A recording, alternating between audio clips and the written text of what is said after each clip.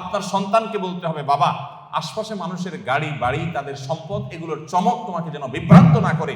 তোমার বাবা হিসাবে আমি অসৎ উপার্জন করি নাই, তুমি অসৎ উপার্জন করবে না।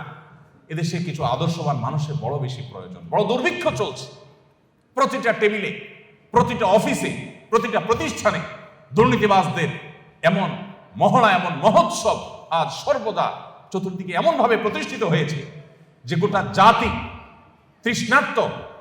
তৃষ্ণার্ত মরুভূমি যেরকম পানির জন্য হাহাকার করে, কিছু সৎ নাগরিকের জন্য গোটা জাতি আজ হাহাকার করছে। আর সেই হাহাকারের সে অভাব নিরূপণ করবার জন্য কিছু ওলামায়ে কেরাম নির্লস চেষ্টা চালিয়ে যাচ্ছে।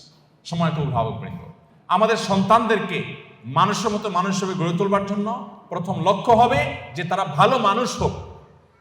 আপনার সন্তান পরীক্ষার হলে যাচ্ছে, কয়জন বাবা মা আছেন যে এই কথা বলতে পারেন যে আমার সন্তানকে বলেছি যে বাবা পরীক্ষার হলে গিয়ে কোনো নকল করবে না, অবৈধ উপায়ে তুমি কোনো কিছু আনসার করার চেষ্টা করবে না, খাতায় কিছু লেখার চেষ্টা করবে না, কারোর কাছ থেকে দেখে দেখে লেখার চেষ্টা করবে না, তুমি যা জানো তা লিখবে, তুমি ফলাফল যাই পাও আমরা অ্যাপ্রিসিয়েট করব। কোথায় সে বাবা মা আজ?